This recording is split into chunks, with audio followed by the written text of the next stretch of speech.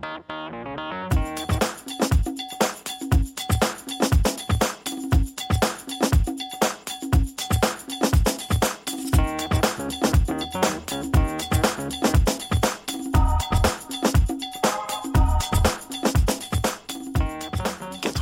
des franchisés sont optimistes alors que la conjoncture économique est plutôt difficile. Comment l'expliquez-vous ?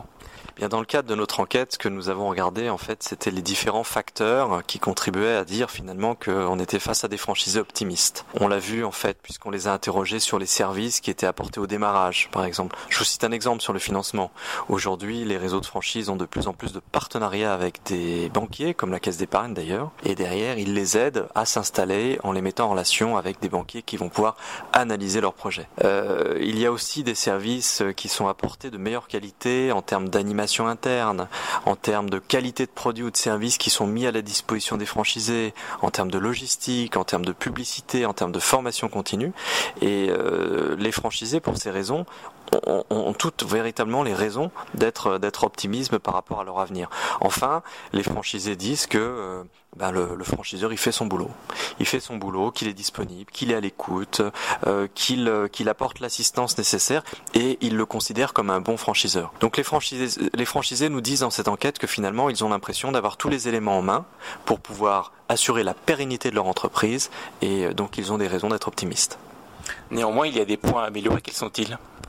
Alors oui, il y a des points à améliorer, c'est ce que nous avons aussi souhaité faire ressortir dans cette enquête, puisque c'est là-dessus que nous devons travailler et que les réseaux de franchise doivent travailler pour s'améliorer, notamment en termes de notoriété. Les franchisés disent la notoriété n'est pas très suffisante en fait dans le réseau et on souhaite que le franchiseur fasse plus d'efforts par rapport à ça. Et d'ailleurs le franchiseur répond en fait à cette attente puisque les franchisés reconnaissent que depuis l'an dernier, il y a eu de gros efforts faits en matière de publicité de la part du franchiseur. Les franchisés disent aussi qu'ils souhaiteraient qu'il y ait plus d'entraide entre les franchisés du réseau, qu'il y ait plus d'instances qui fassent que les franchisés puissent se réunir pour échanger, pour faire part de leurs difficultés, de leurs réussites, pour régler au mieux en fait leur concept, leur point de vente et faire en sorte que ils puissent améliorer l'efficacité de leur activité au quotidien finalement. Et puis les franchisés disent aussi qu'il y a parfois des problématiques qui peuvent se poser sur le champ des exclusivités et que finalement vont se poser des problématiques qui sont liées à la concurrence entre points de vente, entre franchisés du réseau, entre succursales et franchisés ou éventuellement qui sont liées à des problématiques de concurrence entre la vente sur internet du franchiseur et la vente du franchisé dans son point de vente et que là-dessus il doit y avoir des réflexions qui doivent être menées.